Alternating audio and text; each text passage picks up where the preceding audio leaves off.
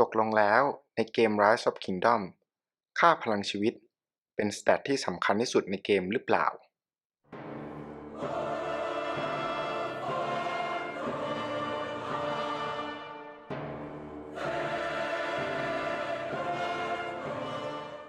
สวัสดีครับลุงดองจากช่องลุงดองเกมมิ่งคอนเทนต์ในคลิปนี้นะครับก็จะขอพูดคุยกันเรื่องของค่าสแตทแล้วก็พลังชีวิตก็เพราะลุงดองคิดว่ามันเป็นเรื่องพื้นฐานที่สำคัญก็เลยอยากจะหยิบยกมาพูดคุยในวิดีโอเปิดตัวของช่องนะครับเพื่อเป็นกำลังใจให้กับลุงดองเกมมิ่งช่วยกดไลค์กด Subscribe และกดกระดิ่งแจ้งเตือนให้กับคลิปแรกของลุงดองกันด้วยนะครับขอบคุณมากเลยครับจะว่ากันไปแล้วนะครับค่าพลังชีวิตเนี่ยมักเป็นสแตทที่เพิ่มได้ยากที่สุดในเกมเมื่อเปรียบเทียบกับค่าพลังโจมตีหรือค่าพลังป้องกันสำหรับ Account ลุงดองนะครับก็จะเน้นไปทางทหารราบที่เห็นเป็นตัวเลขสีขาวๆนั่นคือค่าพลังชีวิตขั้นพื้นฐานของทหารราบ T5 ไอตัวเบอร์เซอร์เกอร์ยอดฝีมือเนี่ยครับมาจากอารยธรรมไวกิ้งนะครับสำหรับค่าพลังโจมตีพื้นฐานคือ221บวกกับค่าพลังป้องกันที่216แล้วก็มีค่าพลังชีวิตที่222กับไอตัวเลขเขียวๆก็คือเปอร์เซ็นต์ประมาณการที่เราสามารถเพิ่มเปอร์เซ็นต์ต่างๆได้จากหลายๆฟังก์ชันในเกมนะครับไม่ว่าจะเป็นการเลือกอารยธรรมวิจัยของเทคโนโลยีเขตอาณาจักรศักดิ์สิทธิ์ระดับของ VIP การอัปเกรดสิ่งปลูกสร้างแล้วก็การขอยศของอาณาจักรนะครับแล้วสุดท้ายก็อาจจะเป็นธีมบ้านในส่วนที่2เนี่ยครับส่วนมากก็จะขึ้นอยู่กับ Passive Skill ของแม่ทัพนะครับส่วนมากเห็นบวกเป็นเปอร์เซ็นต์นะครับแล้วก็จะเป็นชุดเซตอุปกรณ์ที่มาพร้อมกับไอตัวฟังก์ชันไอคอนิกเนี่ยครับไอตัวฟังก์ชันไอคอนิกเนี่ยก็คือบวกเข้าไปตรงๆกับสถานะพื้นฐานเลยและสุดท้ายก็จะเป็นระบบ Formation ที่เพิ่งเพิ่มเข้ามาในเกมนะครับเท่าที่เห็นก็จะบวกเป็นเปอร์เซ็นต์เช่นกันนะครับก่อนที่จะเข้าเรื่องหลักๆในเรื่องของประเด็นสถานะนะครับเราต้องทำความเข้าใจก่อนนะครับว่าไอตัว damage per turn หรือไอตัว normal attack นะครับคำนวณมาจาก attack บวก counter attack นะครับซึ่งจะแสดงเป็นตัวเลขสีขาวๆข้างบนแม่ทัพนั่นค่าพลัง normal attack เนี่ยครับถ้าย้อนกลับไปดูสกิลของไอตัวแม่ทัพโจน of arc สกิลที่4นักบุญนะครับก็จะเห็นว่ามันเป็นการเพิ่มความเสียหายการโจมตีปกติ 25%นั่นก็เท่ากับว่าทั้งพลังโจมตีแล้วก็พลังโจมตีย้อนกลับเนี่ยครับก็เพิ่มขึ้นอย่างละ 25%ด้วยเช่นกันในลำดับถัดไปนะครับลุงดองก็พยายามทำการบ้านโดยการหาข้อมูลอ้างอิงเกี่ยวกับการทำดาเมจต่อเทิร์นซึ่งสมการที่โชว์บนหน้าจอนะครับไม่ได้เป็นสูตรที่ทางผู้พัฒนาเกมเปิดเผยมาแบบ 100%ลุงดองต้องขอเคลียร์ตรงนี้ว่ามันเป็นข้อมูลที่ชุมชนผู้เล่นเนี่ยช่วยกันถอดสมการกันขึ้นมานะครับแล้วก็มีไอตัวฟังก์ชัน x เนี่ยใช้อ้างอิงกับการทำ damage factor ด้วยโดยปัจจัยที่สำคัญก็ประกอบไปด้วยขนาดของกองทัพนะครับคูณกับพลังโจมตีของกองทัพเรา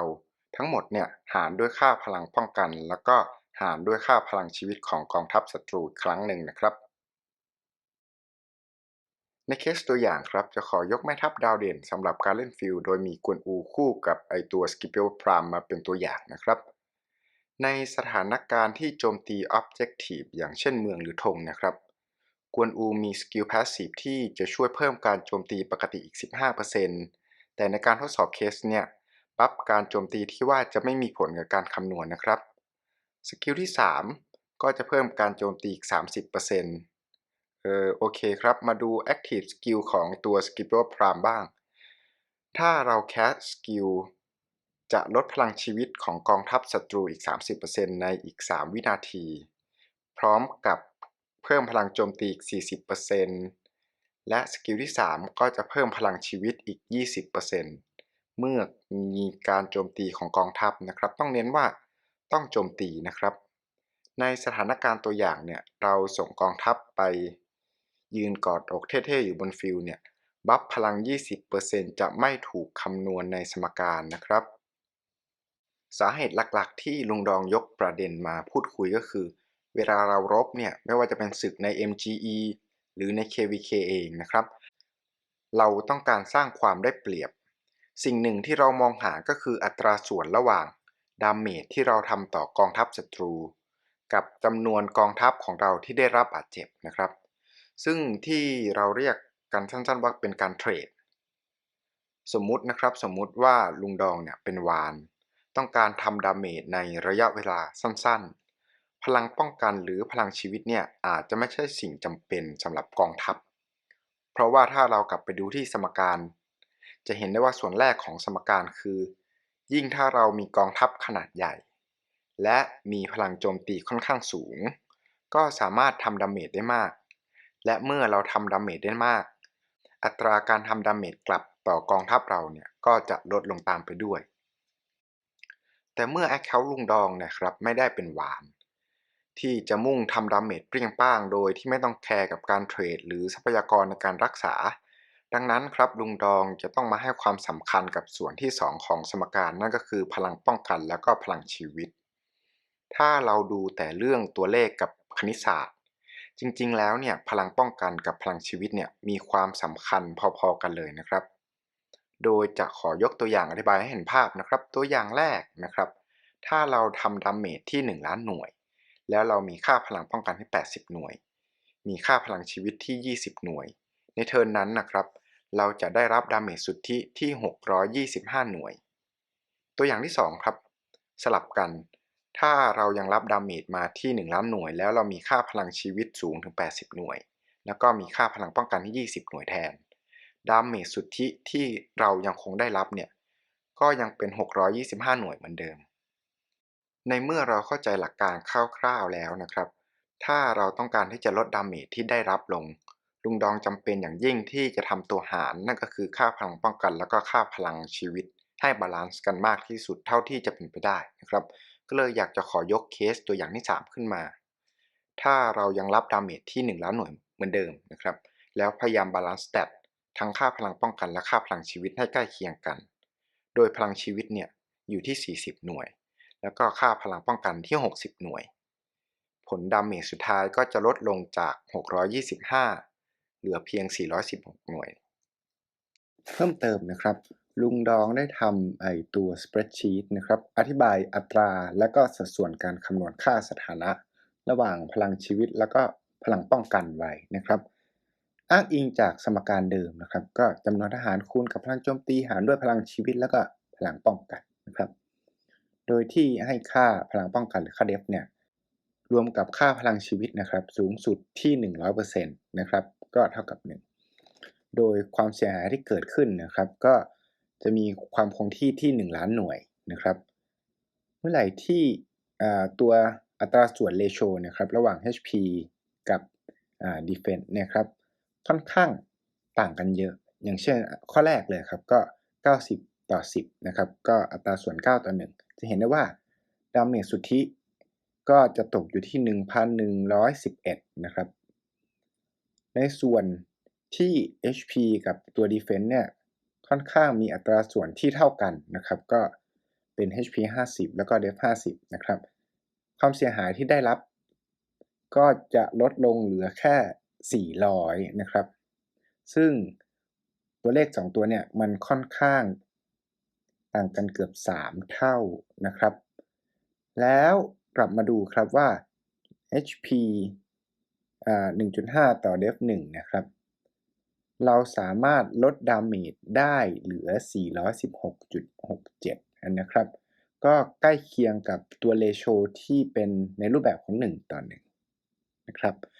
จากเคสกวนอูสกิปปี้ที่เราพูดกันไปตั้งแต่ต้นคลิปนะครับถ้าเรามาคำนวณแบบเจาะลึกก็จำเป็นจะต้องไปดูผลสรุปของบัฟที่ได้จากอุปกรณ์และก็ตัว formation นะครับจะเห็นได้ว่าค่าพลังป้องกันได้รับมาจากชุดเซตทหารราบเพิ่มอีก3พลังป้องกันโดยรวมอยู่ที่43.5แล้วก็บัฟไอคอนิกอยู่ที่บวก6สำหรับค่าพลังชีวิตจะอยู่ที่10.5%แล้วก็บวก10จากตัวไอคอนิกสำหรับ formation นะครับพลังป้องกันอยู่ที่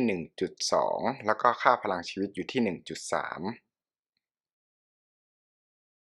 ถ้าหากคลิกเข้าไปที่สาระว่าการเพื่อดูบัฟทางการทหารจะเห็นได้ว่าพลังโจมตีอยู่ที่ประมาณ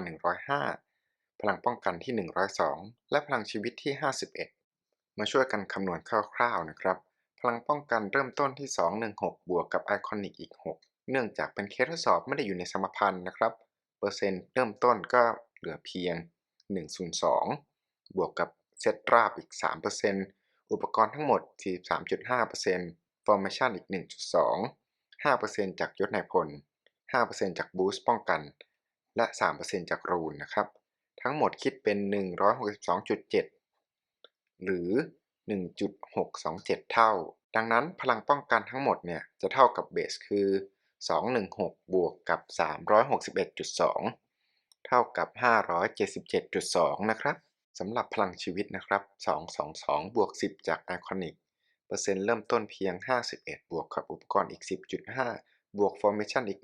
1.3แล้วก็บวก20%จากสกิล Scipio นะครับทั้งหมดเป็น 82.8% ดังนั้นพลังชีวิตทั้งหมดจะเท่ากับ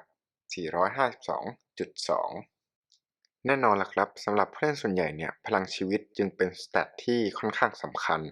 เพราะว่ามันหาเพิ่มได้ค่อนข้างยากถ้ามาดูบัฟจากวิจัยเทคโนโลยีนะครับพลังป้องกันเนี่ยบวกสูงสุดถึง70ในทางกลับกันครับพลังชีวิตเนี่ยเพิ่มได้แค่40และไอตัวอุปกรณ์ทหารราบเองนะครับมีบัฟที่บวกเปอร์เซ็นต์พลังชีวิตเนี่ย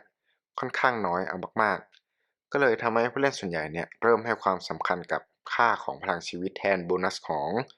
ค่าสถานะอื่นๆอย่างเช่นพลังป้องกันหรือพลังโจมตีนะครับหลังจากที่ชวนคุยกันมาตั้งนานนะครับลุงดองก็อยากจะชวนเพื่อนๆเนี่ยกลับไปสำรวจแม่ทัพของตัวเองเป็นอันดับแรกเลยนะครับ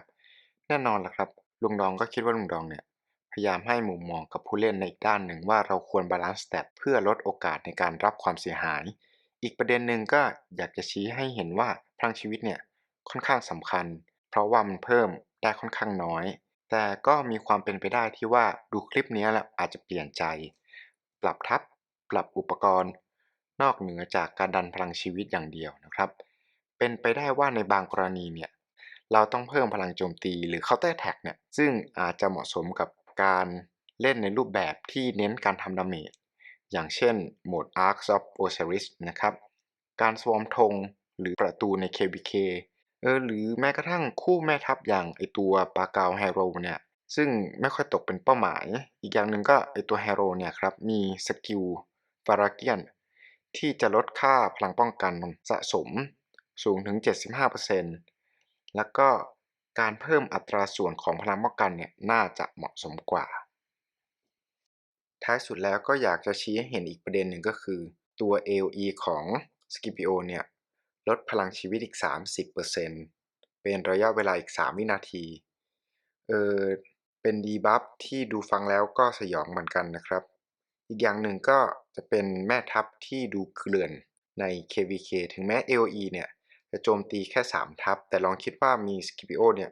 สัก15ทัพนั่นเท่ากับว่าถึงแม้เราจะมี Murder Ball เนี่ยใหญ่กว่าศัตรู3เท่าก็เท่ากับว่าเราอาจจะถูกดีบัฟค่าพลังชีวิตเนี่ยตั้งแต่เหยียบออกจากบ้านเลยก็ได้นะครับดังนั้นแล้วเราก็ต้องกลับไปจุดเริ่มต้นนะครับว่าเอ๊ะค่าพลังชีวิตเนี่ยยังเป็นค่าที่สำคัญที่สุดในเกม Rise of Kingdom อยู่หรือเปล่าสุดท้ายนี้ลุงดองก็พยายามทำคลิปแรกออกมาให้ดีที่สุดเท่าที่จะเป็นไปได้แต่ก็ไม่มีอะไรแน่นอน100%นต์นะครับอาจจะมีข้อผิดพลาดในเรื่องของการคำนวณเรื่องของสมการที่อาจจะมาจากหลายๆแหล่งนะครับลุงดองได้เพียงแค่ยกตัวอย่างแล้วก็พยายามทำทุกอย่างให้เข้าใจง่ายที่สุดเท่าที่จะเป็นไปได้ระหว่างที่พยายามทำให้มีอินไซต์มากที่สุดเนี่ยก็ถ้าทุกคนคิดว่ามีอะไรผิดพลาดหรือมีอะไรที่ลุงดองเข้าใจผิดแล้วดันไปอธิบายในวิดีโอนะครับได้โปรดครับได้โปรดคอมเมนต์ไว้ในวิดีโอเพื่อที่ลุงดองจะได้เรียนรู้เพิ่มไปนะครับแล้วก็เพื่อเป็นประโยชน์กับชุมชนชาว ROK นะครับลุงดองได้แปะลิงก์ข้อมูลอ้างอิงจากชุมชนฟอรัมแล้วก็วิดีโอจากคอนเทนต์ครีเอเตอร์มาพร้อมกับวิดีโอเนี้ยในส่วนของ description นะครับ